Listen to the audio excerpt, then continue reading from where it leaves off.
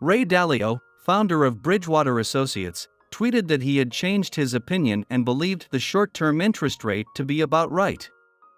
So, how do we as retail investors desire to purchase corporate bonds or treasury bills? What details should we be aware of before making a purchase? Even if we invest in exchange-traded funds, ETF, that monitor the performance of investment-grade corporate bonds or U.S. Treasury bonds, we risk making costly mistakes if we are unaware of the specifics of each ETF because each has a different investment objective. Today, we're going to look at how bonds work. Let's take U.S. Treasury bills as an example. If we buy a $100 worth of 5 years U.S. Treasury bills and let's say the yield is 4%. So the term will be 5 years. Since the yield is 4%, this means we will get $4 every year. Normally the U.S. Treasury bills pay every 6 months, so there will be $2 every half years until 5th year. So, the mechanism is quite simple. We can think as we borrow $100 to the government, and they pay us 4% interest annually. After 5 years, they will return us the principal. In this scenario, if we keep the Treasury bill until it matures, then we will get $120 at the end. This includes the principal and interests. There is not possible to lose money unless U.S. government bankrupt. However, if we plan to sell it to other before it matures, then the possibility of losing money then exists. This is because the price of Treasury bills depends on the market. When the yield goes up, it means the price of Treasury bills go down. Basically, the price of Treasury bills will go up and down. But in the end, it will go back to original price. We still take the $100 U.S. Treasury bills as example. When everyone try to sell the Treasury bills, and the Treasury bills drop to $80, this means the yield will go 5%. Just simple math.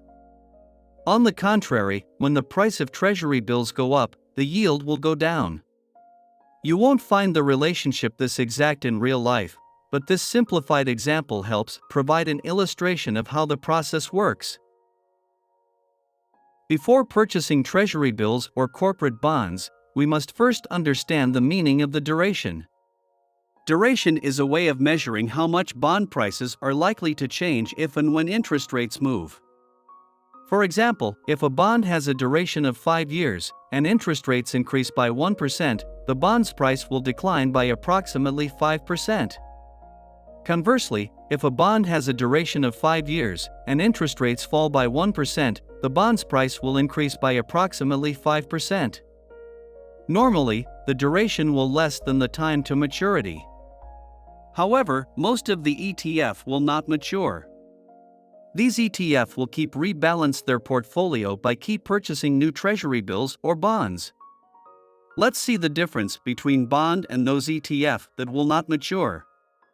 If we assume the term to maturity of the bond is 5 years, the ETF also track performance of 5 years bonds, and the duration be 4.6 years.